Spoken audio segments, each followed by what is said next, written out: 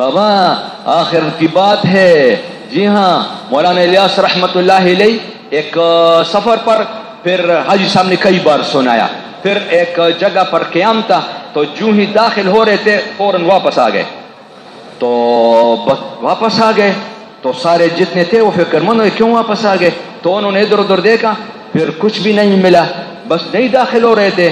پھر دیکھا، پھر کسی نے جو ہے نا وہ دری وغیرہ جو تھی چٹائی وغیرہ اٹھائی، تو اس کے نیچے اخبار کا ایک ٹکڑا، اس پر تصویر، تو اس کو جلدی سے اٹھایا اور باہر کر دیا. اس کے بعد مولانا نے فرمایا اچھا ہاں ابھی، اور پھر داخل ہو گئے.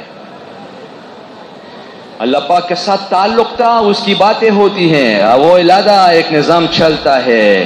جی ہاں، یہ مولانا الیاس رحمت اللہ علیہ جب آخری ایام تو جو ہے نا پھر کوئی آیا بڑے عالموں میں سے، اور جو ہے نا پھر وہ جانے لگے. کہاں جا رہے ہو؟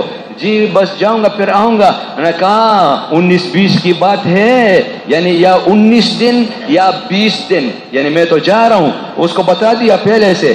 اس کے بعد کتابوں میں لکھا ٹھیک 19 دن میں جو ہے نا دنیا سے تشریف لے گئے.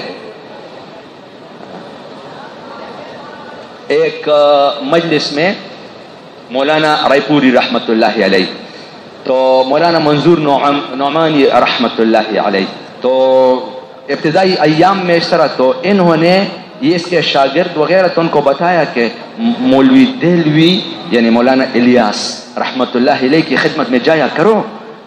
تو انہوں نے آگے سے جواب میں جی جاتا ہوں، لیکن میں ان سے زیادہ متاثر نہیں ہوا. اس پر مولانا نے فرمایا کہ سنیے، ایک ہے تعلق، ایک ہے خاص تعلق، اور ایک ہے خاص الخاص تعلق.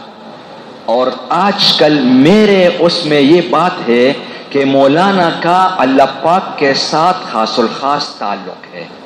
مولانا رائے پوری رحمت اللہ علیہ نے ان سے فرمایا بھائی اور دوستو، حقیقتیں کچھ اور ہیں تبلیغ کی. اللہ پاک جو ہے نا ہمیں عطا فرمائے.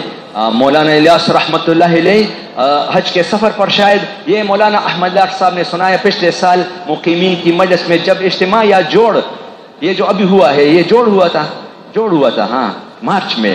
تو ایک جب دعا ہو جاتی ہے دونوں اجتماع کے، تو اس کے بعد جو ہے نا مرکز میں آتے ہیں حضرات، تو وہاں پر ایک مجلس وہاں پہ مقیمین میں بھی بیان وغیرہ، تو اس میں جو ہے نا سنایا کہ جو ہے نا مولانا روانہ ہوئے، شاید حج کے سفر پر تھے، تو یہاں سے جب گزرے کراچی جا رہے تھے، تو رائے کے قریب جب پہنچے تو جو ہے نا اس طرح سونگا اور فرمایا کتنی خوشبو، بس اتنی بات انہوں نے بس فرمائی. اس کے بعد پھر دوسری بات شروع کی.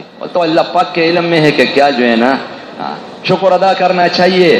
تبلیغ پر کیا ملے گا، صحابہ کو کیا ملا، بس اسی پر بات. ابھی وقت اس طرح مولانا الیاس رحمت اللہ علیہ فرمایا کرتے تھے تبلیغ اس پر سب سے پہلا اجر اور سب سے پہلا وعدہ اللہ پاک کی طرف سے جو ہے نا، اور پہلا بدلہ مغفرت، یعنی تمام گناہ معاف، اور اس کے بعد درجات کی باتیں ہیں.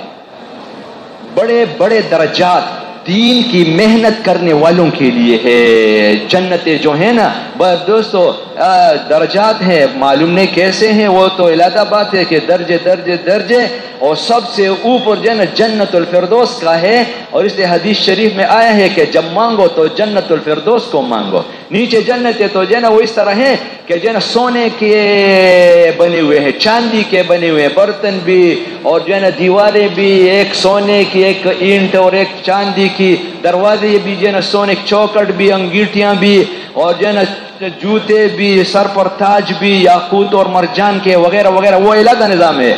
اور پھر سب سے بڑے اس کی بات تو وہ تو اور ہے.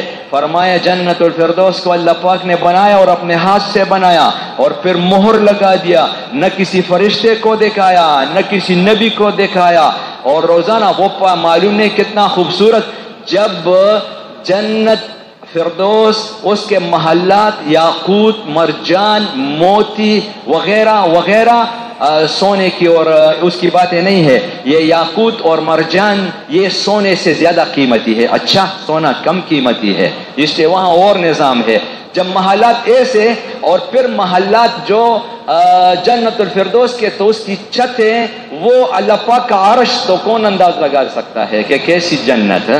اور پھر بھی روزانہ اللہ پاک 5 بار فرماتے ہیں میرے ولیوں کے لیے خوبصورت ہو جا، میرے ولیوں کے لیے پاکیزہ ہو جا، اور میرے ولیوں کے لیے خوشبودار ہو جا. جب اللہ پاک یہ فرماتے ہیں تو اس جنت کا کیا نظام اور کیا. یا اللہ بابا ہم تو معلوم نہیں کن کن چیزوں میں پھنسے ہوئے ہو، وہاں کیا نظام اور ہمارے سامنے کیا نظام. بابا زندگیوں کے فیصلے ہو جائیں.